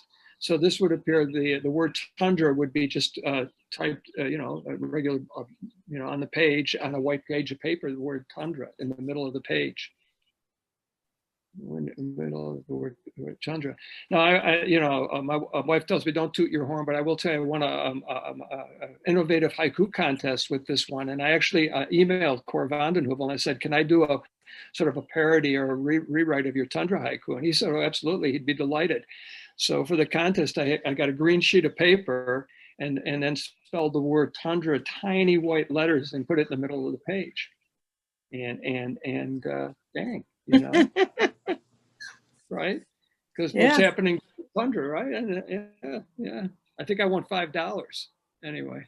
All right. This one's kind of interesting. A bit of irony. In the woodpile, the broken axe handle. The woodpile one. Very good. Yeah. This one I really like between, I think, did you say that poet's name Goethe? Did I say that right? Yeah. Between Goethe and Graves, summer shelf dust. What's missing? Oh, If you what would go in that and sign? Another book, wouldn't it? it's something G. Something G between GO and GR. Isn't that? Yeah. It's fabulous. Yeah. Yeah. This one, L.A. Davidson, who I never had the opportunity to meet, she passed away a number of years ago. This is a poem you'll find anthologized a lot, and I'm still trying to understand it. So if anybody can help me here, I'm intrigued, but I don't know that it hasn't quite clicked yet. Beyond stars, beyond stars. Well, no, oh, that's really something. Do you, Henry? Do you get? I mean, can you explain it to me, or? I mean, what is it? It works. I don't. Yeah. I don't think it doesn't seem like it's literal, but beyond the sun is the universe full of stars, but you can't see them both at the same time. I don't know. Yeah. I just took it as the vastness that as you parse this, there is something beyond the stars, beyond another star beyond it. It almost has that sense. You know, when you look at a book cover of a kid reading a book, and on the book cover is a picture of a kid reading on the book, and on the book cover is that picture. In my mind, this creates that echo that just says infinity. Infinity. Yeah. Yeah. I think I sort of read it as the first being the beyond, the great out there, the great vastness. And then I saw stars beyond a star. And in the same way as you can't see the stars in the sky when you've got street lamps between you and the sky, that sort of light pollution. I just get that impression of there being a great beyond that's full of stars, plural, beyond a star, singular. It's interesting the way that star is shifted across as well. Yeah, I think that's one of the things that intrigues me about it, and I just keep coming back to it, thinking maybe that's it. Maybe just what you're saying. It's just sort of to imply the vastness of something of the heavens. Let's see here. This is a Nick Virgilio one. This is really clever. Some people would argue that it's not haiku, but what two words? And isn't it an interesting juxtaposition of words? Yeah. Fossil and silence. Very cool. And my fingerprints on the dragonfly in amber. Yeah. So we're going to get to the revision thing. I think we got about 10 minutes, so let's just keep going here. Simple, uncomplicated images, common language, objective presentation, musical. So Pamela Miller-Ness, who is a former president of the Haiku Society of America, I don't have the essay, but she wrote a piece on the musicality of haiku and how it should really appeal to the ear. Okay, so let's go through this quickly. Here are some things that I apply to my own writing and that I ask the kids to do. The first time you read the work, you are reading to discover what you still need to write about. What ideas, facts did you miss in writing the first time? So I think there's a benefit to not only writing it all down, getting as much as you can, but trying to write every haiku several different ways right from the start. Kind of look at it from all angles. I think sometimes we get too wedded to an idea too early on, and don't make room for other possibilities. Does your haiku say what you want it to say? Here's a great prompt. Would you understand what you meant if you were not the writer? Uh, I know exactly what I mean, but will anybody else? Are you assuming everyone will know what you're talking about? Okay. Right. Is there enough context in it? Yeah. Could your images be presented in a better order, a more effective order? I would absolutely encourage you with your haiku to switch word order, switch line order, to write the poem several different ways until that order seems to be cool. Remove all modifiers and prepositional phrases from your poem to get to the main subject, verb, object, heart of the poem. So, kind of strip it down, to the bare minimum.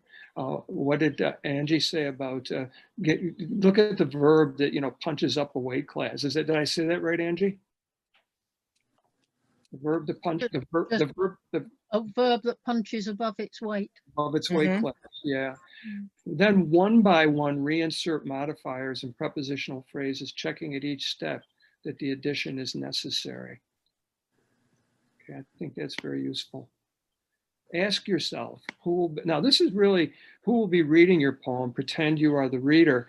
If you are someone who likes to submit to journals, it is really useful to get to know particular editors. Don't hesitate to write to them, not so much anymore, because I don't want to overstay my welcome. But when I was first writing haiku, when I sent submissions in, I would ask the editor, I would say, I always, comments and criticism are welcome. And more often than not, editors would write back. And, and sometimes very, very interesting comments. I'll tell you one quick one here. One of the first, early on when I was writing haiku, Jim Kashian, whose poems you've seen, was the editor of a wonderful journal called South by Southeast. And this was back before submitting online. You had to send a paper copy. So I sent him a poem, a haiku, and I got the rejection slip, but I had a handwritten reply. But his handwritten reply was 2 words. And I'm going to tell you what they were because it was the most brilliant reply he could have given me. Interesting failure. Oh, that's great words, actually. That's so interesting. Yeah. That is very interesting. Jim Casey, he didn't, normally you just get the rejection letter, sort of a form letter. His rejection was, rejection slip, but interesting failure, Jim. Interesting failure. And I knew immediately what I had. If I were to focus simply on the word failure, I would have torn it up and thrown it in the garbage. But I said, well, interesting. So I wrote back to him, dear Mr. Kashian, if you have time, would you tell me more? To this day, I still have the 2-page reply he wrote me, handwritten. And on occasions when I see him, I will bring this up to him. And he rejected the poem because of what he felt was a misuse of articles the and a. That was it in a nutshell. And he ended up writing me almost 2 pages about articles in haiku. So who will be reading your poem? Take time to get to know editors. Let's just finish here. Billy Collins. Can somebody read that one for me? My voice is giving up. Somebody try that? Can I get a reader? Sure. Poet Billy Collins writes, the best haiku contain a moment of time caught in the amber of the poet's attention and the poem's words. It's the only genre fully devoted to setting down a simple observation in the here and now so as to produce in the reader a little gasp. Oh, I love that last phrase, a little gasp. Yep. That's the aha, the little gasp. Then I would go on and so I just Henry and Robin, just so you know, because I am as a classroom teacher indebted to and grateful to the Virgilio Association. giving the kids the opportunity every year to write and submit their work. It's really, for me, it's sort of the highlight of my year. And so we always spend time looking at Nick Virgilio's poems. And I teach them about who Nick Virgilio was and tell the story as best I know it. But let's look in our closing minutes for today. Let's look at a few of Nick Virgilio's poems, to honor the person who this workshop wouldn't be possible had he not set the tone. So heat before the storm, a fly disturbs the quiet of the empty store. Town barber pole stops turning, autumn nightfall. Beautiful. No, I think a lot of his poems, and Robin and Henry, you can correct me if I'm wrong, but he has a number of poems that were dedicated to, I think, his older brother who died in Vietnam. Yes. Yeah. His younger brother, Tony, Larry. he took me around and showed me which door the wreath blew on and which barber pole was stopped turning, and the stories behind it. It's just amazing. Yeah. Very autobiographical, but the poems stand. You wouldn't have to know the poet, but knowing something about his life really gives these a new layer. My dead brother, hearing his laughter and my laughter. This is one of his more famous ones, isn't it? It shows up in many anthologies. I really like this one a lot. The first snowfall down the cellar staircase, my father calls.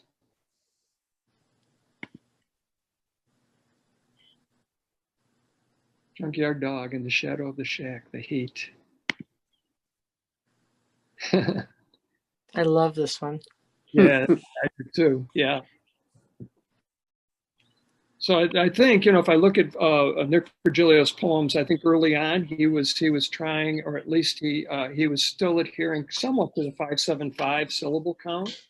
And I think, he kind of, tell me if I'm right, he more or less broke from that after a while.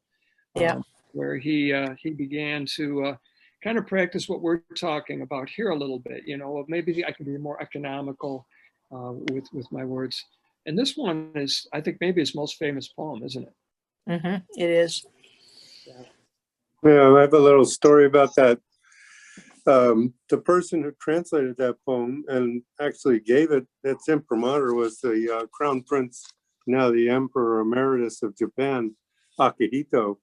And a friend of mine's great aunt taught the Crown Prince English. Wow. What are the odds? What are the chances? I know, that's fabulous. Yeah. So if you want it on your haiku path, little known, you can get this book on eBay at a really good price. Richard Wright's haiku, and not too many people know this. After he wrote Black Boy and Native Son when he left the United States and went and lived in France during the last years of his life. He turned to haiku, and his book is quite amazing, And I think you'll find that this was, a man of color writing often about his disappointment, in his experience in the United States and moving to France to escape racism. It's a really good book. So in an old woodshed, the long points of icicles are sharpening in the wind. This one here, entering my town in a heavy fall of snow, I feel a stranger. So Richard Wright's haiku, it's very much worth looking at. And then the other person who early on was writing was Jack Kerouac. And there's a book called Kerouac's Haikus.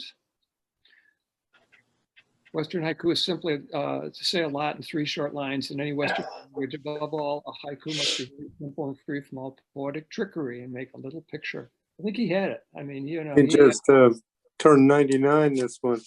Wow. Yeah. I think he among the sort of the beat poets in that group, he kind of got the haiku thing pretty easy early on. Yeah, a couple of others too. Yeah, Michael McClure. Michael McClure, yeah. And Gary Snyder. Yeah, absolutely. Yeah, very cool. And so some of the places, if you resources that I would go to, a modern haiku, journal, I think is among the best out there. For both essays and top quality haiku from around the world. Haiku Society of America. If you're not a member, I think it's worth joining. Absolutely. Jim Kasian, this is free. So if you write down the Haiku Foundation, it's online, and you will find an unbelievable resource there. For haiku, and you can actually get an app on your telephone, on your iPhone or whatever you have, and you can bring up a haiku a day. Through the Haiku Foundation. And then, of course, the Nicholas Virgilio Haiku Association is a wonderful resource as well. So, boy, if timing is everything. We just hit it exactly on the nose. That's just right. Well, I guess we could make that happen. I could go another couple hours, but I'm sure you're all you're right. How about the walk on the beach? Come on, Tom. What's that? I said, how about the walk on the beach? Well, and I hope, let's see, who was it? Angie, did you have your lunch or your dinner? I abandoned it. I oh dear, put it on one side and focused on this. So what is it about? Is it about 9 p.m. where you are? 8 o'clock. 8. Oh, that's not too bad. I'd be in bed, but you're still looking pretty, with it. That's good. I've got a microwave, it'll heat. Okay, let's see. So you can go out on the beach, you can have your dinner. Somebody else gave up something important too. I can't remember what it was. Oh, yeah. The birthday poem. The birthday poem. Oh yes, you've got to go do. Hopefully, you're inspired enough now to write that. Is it? Oh yes. Yeah, I have a peony poem for you actually. Peony, ellipsis. Ants working, head down. Oh. I don't know. I never thought it was much, but somebody posted it on a door in Camden. Yeah. So it lives. So Barry, your friend is turning 70. Right. What date? Tomorrow. Oh. Pi Day. 3.14. Yeah, that's cool. Well, I work at the Pi Day school, and our symbol is the pi sign. Yeah. Oh yeah. Well, and it's Albert Einstein's birthday. So yeah, very cool. Very cool. Well, everyone, this is I've had a good time, so I guess. Oh, me too. Yeah, this was marvelous. Thank you for spending your Saturday with us. Really. Oh, anytime. Quite wonderful. And, John and I would talk. I mean, there's other stuff. If anybody, you can let Virgilio, Sean know. There's we could do something around narrative. There's a form called Haibun, and there's haiku associated with it. But there's so many different directions to go, with this, that it's hard to even do it in a couple hours, You want to do a third? You want to do a third one? Well, I'd be interested, why don't you and I talk? What we would do, this would be very much less blah, blah, blah on my part, but what we would do is I would send you all, I would send you a prompt and you would do some focused free writing. Okay, I give you a series of prompts and you'd pick, and then we'd go into it with the notion that, now we didn't get to your haiku today. Oh my gosh, you all wrote some. Yeah. What we should do is the next workshop then, since we talked a little bit about revision stuff, is it should be literally the workshopping of your work, and then we could do some narrative writing. I'll send you a prompt ahead of time, and we could do that pointing activity. I mean, that would be fun. And what I would have you do though is, anybody that's on board, send me, with your name, send me your haiku in advance so I can type it all up. And then we can bring it up, and we can do just what I would do in the classroom, is do some workshopping of the poems. So if everybody sent maybe 3 to 5 haiku that you'd want to workshop, That would work. And then we could do the narrative thing. I'll send you, when I get you those, I'll send you a prompt and you can do some narrative writing, and we can do the pointing activity to see how we can coax haiku out of narrative. Sounds How good. about YouTube haiku? Let's see. How about- Kumquat. Sour or sweet? Oh, So, Sean, how do you want to do this? You want to have folks get in touch with you to see who wants to be on board, or? Yeah. Do you want me to invite more people? Do you want me to like promote it this time? Because the second for this one, I didn't really, because I thought we were just gonna have the same people as last time. But if you want more people in the workshop, you can get more people. Well, I think that would almost be prohibitive. So I'm thinking I would say for a workshop, in order to do it, so everybody, we get everybody on board, you'd want to keep it 6 to 8 people. Mhm. We've got minus you and me. We've got 8 people. So yeah, we could just keep it these people. That's Yeah. good. I'm going to put some stuff in there. Yeah. What the heck? Oh, all right. Well, then I'm going to put my own haiku in there. Then that's 10 people. Oh, great. Great. Then we could. I wrote like We- 5 haiku while this entire thing happened. So, or This is more. great, and we'll workshop them together. That sounds like such Yeah. fun. So what we'll Yep. do is if you send them, so Sean, you want everybody to send things to you, or should you send them directly to me? Why don't you send them directly Whatever. to me? Sure, if that works easier for you. Yeah, if everybody has your email, I mean, we'll put it in the chat. Put your email in the chat. Yeah. Do you want to type it in for me? Mm-hmm. Sure. Oh no. I can make you? Do I have to make you? Oh no, you can put it in. Here, let me do it. I'll put it in the chat right now. Put your email address in the chat just in case some people in here don't have it, and we will all send you our homework. You want to do this again like a month from now, like sometime in April? So Yeah. what I'm going to do, let me just see. Well, I can't. I've got Rob. I'm not figuring out how to include everybody in the chat here. You got to I've got click Rob. everyone. You got to go to send to everyone at the bottom Okay, there. Well, okay, at the bottom of the chat. Yeah. I don't even see that. Okay, just say out loud what your email address is. I'll write it out. Okay, right. Let's do T as in Tom. Last painting, painting. So T painting 51 at gmail.com. So Barry, your friend was born in 1951. Yes. Oh, is that you too? Yeah, I got a birthday coming up in a couple of weeks.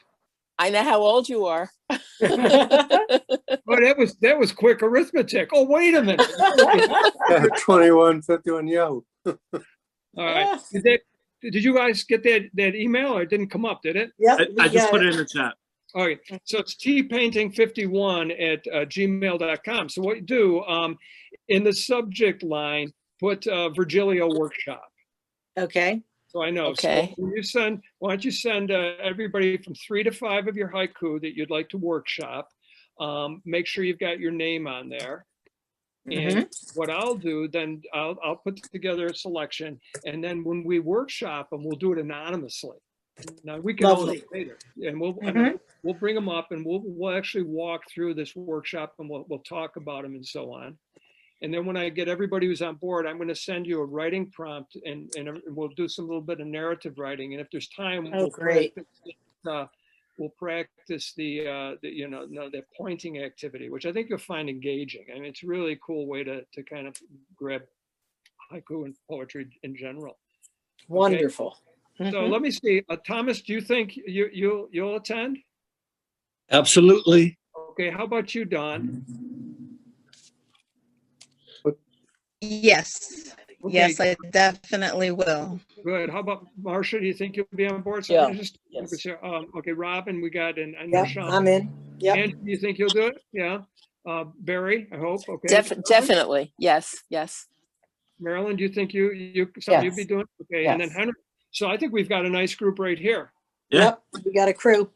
I Right. think what do you want to do? April 10th, April 17th, another Well, Saturday. Let me just look at my calendar real quickly. Check for Easter in there somewhere. Yeah. National Poetry Month. Yeah, I can't do the 10th. I could do April 17th.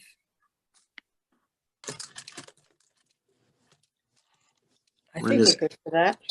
I'll be out of town April 10th, you know, unless there's restrictions, you know, for travel, but the 17th work for everybody? That's good. Yeah, And sure. Same time as this one. Yes, let's do April 17th, Saturday, 1 p.m. Eastern, Yes. Eastern Standard Time. 1 to 3 works well for me. Yes. Okay. All right. It's in my calendar. Cool. Eastern All right. Daylight I'll look forward to Time. get your poems, and we'll have some fun. Just what we didn't get to today, and it'll give everybody a chance maybe to, you know, write some blue haiku or see if you can come up with some more between now and then. Good idea. Okay. Thank All you right, so everyone. much. All right. Thank you so much. This was wonderful. Thank you. Thank Great you. day. The Thank afternoon you. with y'all. Okay, see you. Thanks, Tom. Thank you very much. Bye-bye. John, stick around for just a minute. Yeah. Okay. Bye, everyone. Oh. Bye. Bye-bye. Bye. Bye.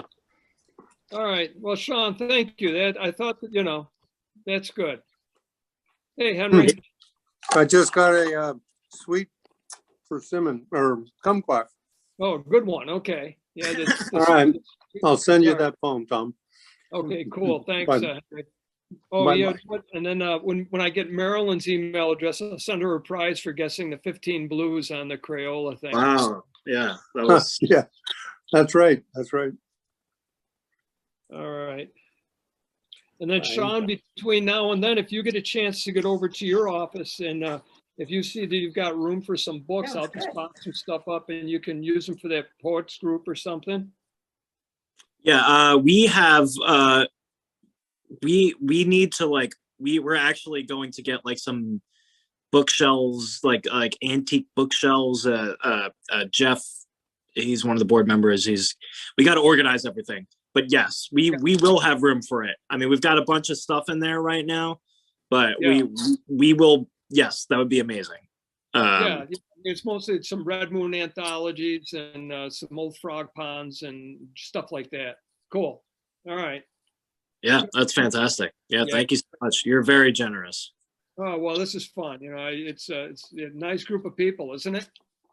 Oh my God, yeah, it's fantastic. Really good. I mean, we get so caught up in learning about the haiku that we don't even, you know, we're not even actually workshopping our own haiku that we're writing. But I'm excited that the next time that we're gonna I realized right at the end that one of the things we wanted to do is look at people's work, but maybe this will work out better. It'll give everybody a chance to kind of process some of this, put some things together, and then, you know, with more people on board, you know, we'll probably have, we'll do 20 poems or something.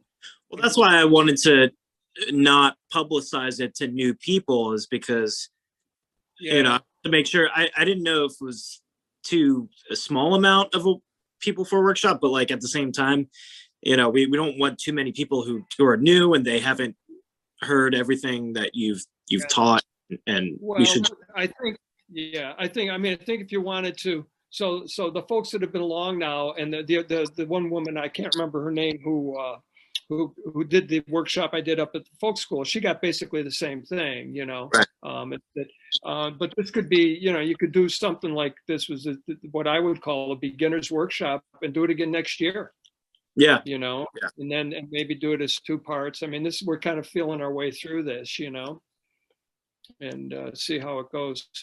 But this is a good group, and people now seem to have a nice rapport, some good senses of humor, you know.